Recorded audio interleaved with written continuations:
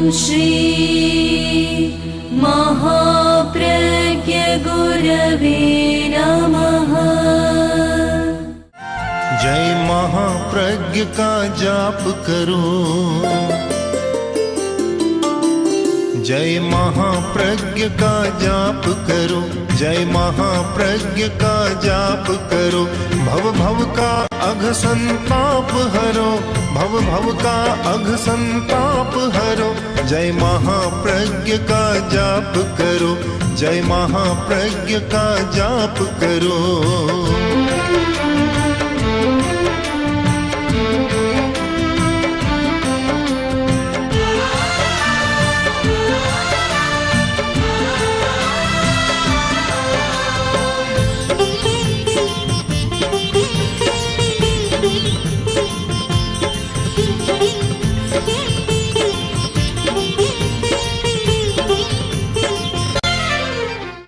नमो अरहंताणं, नमो अरहंताणं, नमो अरहंताणं। अनेक विचारकों ने प्राणी का लक्षण माना है इच्छा। जिसमें इच्छा है वह प्राणी है, और जिसमें इच्छा नहीं है वह प्राणी नहीं है। एक चींटी आंगन पर चल रही है और थोड़ी देर बाद स्टेज पर आ गई। स्टेज पर है और फिर नीचे चली गई। क्यों? इसका कारण इच्छा है। तो उसमें इच्छा है, इच्छा होती है तब वह नीचे चलती है, इच्छा होती है तो स्टेज पर आ जाती है। एक निर्जीव पत्थर पड़ा है, उसमें इच्छा नहीं है कि वह कभी इच्छा हो तो ऊपर आ जाए, इच्छा हो तो नीचे चला जाए। ऐसा नहीं होता। यह एक प्राणी का लक्षण है। छोटी सी छोटा प्राणी इच्छा होती है तब आ जाता है, इच्छा होती है तब चला जा रहा है। हमने देखा कुछ 2-4 दिन पहले एक इतना छोटा जीव जिसे एक पतले धागा जैसा कहा जाए, मैंने संतों से कहा कि यह कोई धागा है क्या, छोटा सा। उन्होंने जैसे ही उसके पास हाथ किया वह उड़ गया। इतना छोटा था। अब कहाँ तो पंख थे, कहाँ उड़ने की शक्ति थी, पूरा दिखाई भी नहीं देता। इच्छा है, इच्छा हुई तब कपड़े पर आकर बैठ गया, इच्छा हुई तब उड़कर चला गया। तो प्राणी का लक्षण है इच्छा।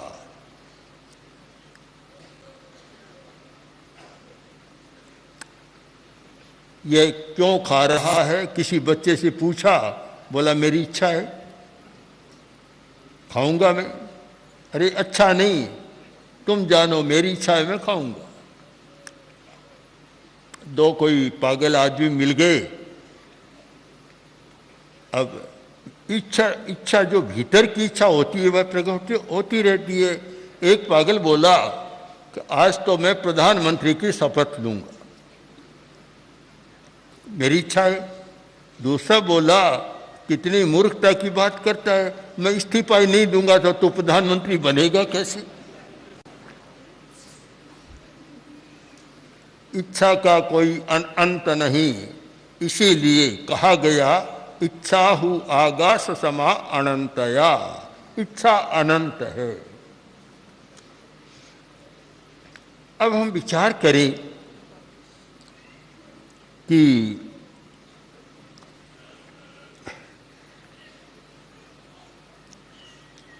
ये अपराध क्यों होते? चोरी है, डकैती है, नशा आदि आदि बहुत सारे अपराध, हत्या है। क्यों होते? इच्छा पर नियंत्रण नहीं है। बस जो इच्छा हुई और काम कर लिया। पूछा जाए क्यों किया, कि मेरी इच्छा हुई कर लिया मैंने।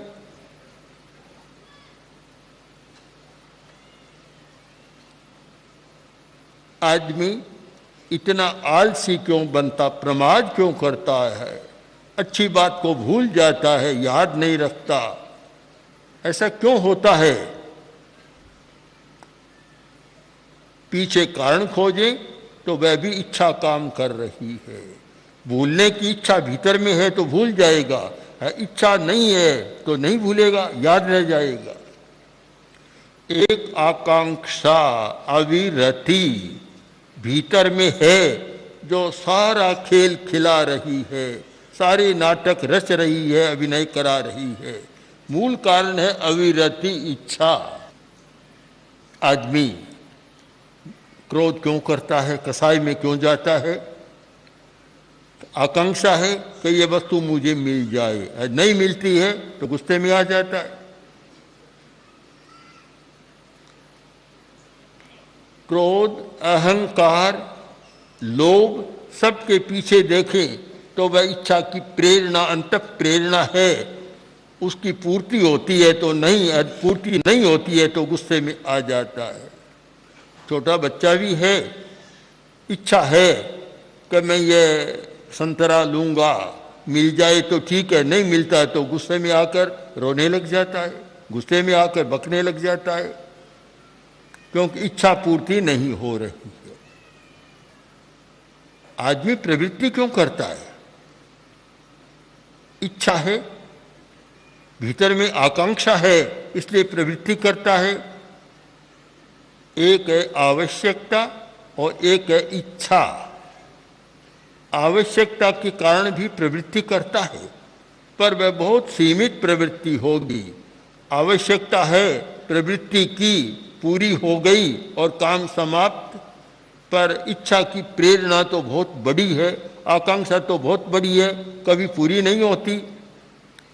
कभी कभी प्रश्न आता है कि आदमी इतना क्यों करता है? सब कुछ है फिर क्यों करता है? क्यों करता है इसका उत्तर बाहर में नहीं खोजा जा सकता, इसका उत्तर भीतर में खोजा जाएगा। और उसका कारण भी है इच्छा, आकांक्षा। आकांक्षा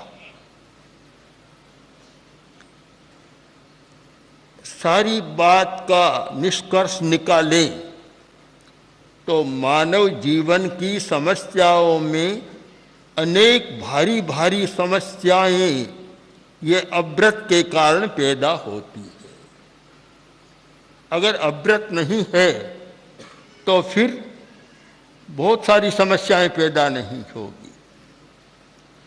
व्रत चेतना का जो मूल्य है ठीक समझा नहीं जा रहा है। अपराध को मिटाने के उपाय किए जा रहे हैं, अपराध न हो, पुलिस है, सतर्कता आयोग है, विजिलेंस कमीशन है, और भी न जाने कितने विभाग हैं जो ये प्रयत्न करते हैं कि अपराध न हो। फिर भी अपराध बहुत होते हैं। कारण उन विभागों का काम अपराध को मिटाना नहीं है, अपराध करे उसको कुछ दंड दे देना है, बस दंड दो, बात समाप्त हो गई। अगर यही बात साधक वर्ग में और साधु संस्था में हो जाए कि कोई भूल करे और उसको दंड दे दो, प्रायश्चित दे दो, बात समाप्त, तो फिर वह साधना का मार्ग नहीं होगा, वह व्रत का मार्ग नहीं होगा, वह तो मार्ग एक शक्ति दंड का मार्ग हो गया। साधना का मार्ग वह है कि किसी की भूल है, किसी ने गलती की है तो उसे प्रायश्चित तो औपचारिक देना है, किंतु साथ साथ में इसमें जो आकांक्षा है विद्यमान, जो इच्छा पैदा हो रही है, आकांक्षा है, उसका परिष्कार कैसे किया जाए उसका मार्ग बताना सबसे बड़ा प्रायश्चित है। बहुत कम बताया जाता है मार्ग, उपाय कम बताया जाता है कि जिससे प्रमाद न हो, गलती न हो। दंड देना बहुत सरल है, उलाहना देना बहुत सरल है, ताड़ना तर्जना देना बहुत सरल काम है, किसी की भर्त्सना करना बहुत सरल काम है, किंतु परिष्कार करना बहुत कठिन काम है। व्रत चेतना का मतलब है परिष्कार की चेतना, वह चेतना जाग जाए जिससे व्यक्ति अपना परिष्कार कर सके, शोधन कर सके। शोधन, जब शोधन नहीं होता है तो वह तो पुनरावृत्ति होती रहेगी, आवृत्तियां चलती रहेगी और बार बार वैसा होता रहेगा, उसमें कोई फर्क नहीं पड़ेगा। किंतु एक प्रमाद है, यह भी एक प्रमाद है। प्रमाद, विस्मृति, आदमी भूल जाता है, पता नहीं रहता, अथवा ज्ञान है कि वह परिष्कार की बात कम सोचता है और प्रायश्चित की बात ज़्यादा सोचता है। अच्छा है, प्रायश्चित करना तो अच्छा है, किंतु न हो पुण्य कर्ण या ये, इस पर जाना जरूरी है। आगम का एक बहुत सुंदर वाक्य है, पुण्य कर्ण या ये। मैं प्रायश्चित करता हूँ, पुण्य रकरण आए, फिर ऐसा काम नहीं करूँगा। जब तक ये पुण्य रकरण आए साथ में नहीं जुड़ता, तब तक प्रायश्चित एक सीमित अर्थ वाला होता है, दीर्घ अर्थ वाला नहीं होता। उसे पता ही नहीं चलता कि क्या हो गया। जब सही स्थिति सामने आए तब पता चले। डॉक्टर भी पता लगाने का प्रयत्न करता है कि सही स्थिति क्या है, और वह तब है जब प्रायश्चित की सही भावना है, तब सही स्थिति सामने आती है। सही स्थिति के बिना कोई निर्णय भी नहीं हो सकता। बुखार आ गया, डॉक्टर गया और डॉक्टर ने पूछा कि जब तुम्हें बुखार आई सर्दी लगी क्या? लगी थी। शरीर में कंपी हुई कि हुई थी? कि दांत किड़किड़ाए कि डॉक्टर साहब दांत तो मेरे अलमारी में रखे हुए। पूरी बात पता कैसे चले? मलेरिया है पता करना है तो दांत भी किचकिच होने चाहिए, पर अलमारी में रखे हुए तब दांत है ही नहीं, तब क्या हो? लक्षण सारे मिल जाएं, लक्षण ठीक मिले और सही निदान हो, तो सही निदान क्या है? अव्रत कैसे परिष्कृत हो, अव्रत की चेतना का परिष्कार कैसे हो, आकांक्षा कैसे कम हो। आकांक्षा, इसे हम कह दें लोभ संज्ञा। एक संज्ञा होती है, संज्ञा 10 संज्ञाएं बतलाई गई है, उनमें एक संज्ञा है लोभ संज्ञा। प्रश्न होता है कि इसके काम तो आता नहीं, फिर इतना इकट्ठा क्यों किया? कि लोभ संज्ञा है। कभी कभी साधु साधियों से भी ये लोभ संज्ञा के कारण भूलें हो जाती है। एक वृद्ध साध्वी में भी लोभ संज्ञा जागृत हो गई। वृद्ध थी, स्थिरवास में थी, पर लोभ संज्ञा जागृत हो गई। जब सारा प्रतिलेखन किया गया तो 25-30 से प्लास्टिक की खोलियां मिली। अब उन पूछा जाए कि इतनी क्यों इकट्ठी की? हम इस घटना का विश्लेषण करें कि इतनी इकट्ठी क्यों की, कोई काम तो आता नहीं। इसका उत्तर न तो उसके पास है और न किसी दूसरे के पास है। इसका उत्तर मिलेगा लोभ संज्ञा। एक संज्ञा ऐसी होती है कि इकट्ठा करते चले जाओ, बस काम आता है या नहीं आता इसका कोई मतलब नहीं होता, इसकी कोई उपयोगिता है या नहीं है इसका कोई अर्थ नहीं होता। जहाँ लोभ संज्ञा है यहाँ सारे प्रश्न समाप्त हो जाते हैं। बस लोभ संज्ञा है, इकट्ठा करना इतना काम है, क्यों करना यह प्रयोजन वहाँ नहीं होता। कोई पूछे प्रयोजन क्या, उद्देश्य क्या, इसका उत्तर नहीं दे सकता कोई भी। बस एक ही अंतर की प्रेरणा है। हमें भी इस पर्युषण पर्व के अवसर पर साधु साधियों को भी चिंतन करना है कि हमारा व्यवहार आवश्यकता और उपयोगिता तक सीमित है अथवा कहीं कहीं लोभ संज्ञा का भी उसमें प्रवेश होता है। आत्मालोचन करना चाहिए, निरीक्षण करना चाहिए कि कहीं ऐसा तो नहीं होता है कि केवल लोभ संज्ञा काम कर रही है और अनावश्यक उपकरण का संग्रह कर लेते हैं। जो एक कंजूसों की कहानियाँ चली है, एक धनिक वर्गों में एक वर्ग बना है कंजूस का वर्ग। कंजूस, जो कंजूस आदमी होता है, धन तो पास में बहुत है पर पूरी रोटी भी नहीं खाता, और रोटी खाता है तो पूरा साग नहीं होता, साग होता तो पूरी रोटी नहीं होती, कुछ भी नहीं होता। बस पैसे का इतना ज्यादा एक मोह हो जाता है। यह लोभ संज्ञा पैदा करती है, मोह की संज्ञा, मोह की चेतना पैदा करती है। इतना मोह हो जाता है कि पैसा हाथ से उतरता नहीं। कोई कंजूस आदमी था और साग सब्जी लाने के लिए 1 पैसा लेकर गया। अब पुराने जमाने में 1 पैसा तो बहुत होता था, 1 पैसे से तो इतना आ जाता कि ठेला भर जाता। इसीलिए किसी ने कहा कि जमाने का कितना अंतर है। एक समय पैसा लेकर जाते थे और ठेला भरकर लाते थे, आज ठेला भरकर पैसा लेकर जाते हैं तो मुट्ठी में लेकर कुछ आते हैं। ये युग का इतना परिवर्तन आ गया। तो पैसा लेकर मुट्ठी में गया और कंजूस था, धनी बहुत था, पर कंजूस पूरा मुट्ठी को ऐसे दबोच लिया पैसे कि कहीं गिर न जाए।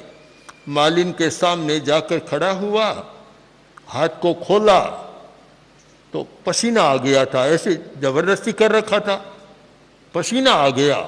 पसीना आया, देखा इधर तो मालिन कहती है, बोलो सेठ साहब क्या लोगे, क्या तो लोगे। इतने में वह चिंतन में पड़ गया और क्या कुछ नहीं लूंगा। अरे क्या हुआ, क्या हुआ कि तुझे पता नहीं, देख पैसा रो रहा है, मेरा पैसा तो रो रहा है, आंसू आ रहे हैं, हाथ मेरा गीला हो गया। तब मुड़ने लगा और बोला, मालिन बैठी रहो, मैं तो नहीं लूंगा, मैं तो पहले पैसे की चिंता करूंगा। और बोला, पैसा हूँ घट भांजस्यूं तने ने भांजू वीर, रोवे मत तू रंग में तुझ मुझ साचो सीर। तेरा मेरा साचा सीर है, सही साथ है, तुम चिंता मत कर, चाहे शरीर चला जाए पर तुझे नहीं जाने दूंगा, कहकर वापस घर पर आ गया। यह है लोभ संज्ञा, परिग्रह की संज्ञा, आसक्ति। ये जो परिग्रह की संज्ञा है जब तक, तब तक अणुव्रत चेतना का जागरण और नैतिक मूल्यों का विकास एक दिवा स्वप्न जैसा रहता है। अणुव्रत चेतना कब जागृत होती है? जब तक अपरिग्रह की चेतना जागृत नहीं होती, अनावश्यक वस्तु के भोग की और अनावश्यक वस्तु के संग्रह की चेतना जागृत रहती है, तब तक अणुव्रत की बात समझ में भी नहीं आती। सुन सकता है, अच्छी भी लग सकती है, पर उपयोग नहीं कर सकता, काम में नहीं ले सकता। यह बात, अणुव्रत की चेतना की बात बहुत महत्वपूर्ण बात है। समाज को स्वस्थ रखना है, व्यक्ति को स्वस्थ रखना है, तो अणुव्रत की चेतना के जागरण के बिना वह कभी हो नहीं सकता।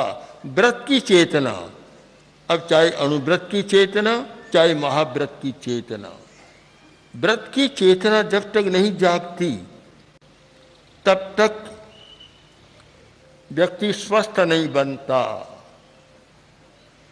जिसमें अव्रत की चेतना है, आकांक्षा है, अतृप्ति है, लोभ संज्ञा है, तब तक वह पैसे को प्रमुख मानेगा और सारे संबंध गौण। आज हो रहा है, आज नहीं सदा ही यह होता रहा है कि पैसे के सामने पिता भी गौण, माँ भी गौण, पत्नी भी गौण, भाई गौण, सब गौण है और केवल पैसा परमेश्वर। हमारे संत अब तो बड़े हो गए, छोटे संत थे पहले, एक गीत गाया करते थे मारवाड़ी का, याद है क्या? दुनिया पैसेरी पुजारी, पूजा करते नर और नारी, दिन में पाप कमावे भारी, माया पैसेरी। माया पैसेरी माया पैसेरी पैसो माँ बापा ने प्यारो पैसो माँ बापा ने प्यारो नहीं तो लागे बेटो खारो उनने कर दे घर सुनारो माया पैसेरी माया पैसेरी माया पैसेरी। पैसा आवश्यक है और पैसे के कारण अच्छे काम भी होते हैं, बुरे काम भी होते हैं, उपयोगी काम भी होते हैं, अनुपयोगी काम भी होते हैं।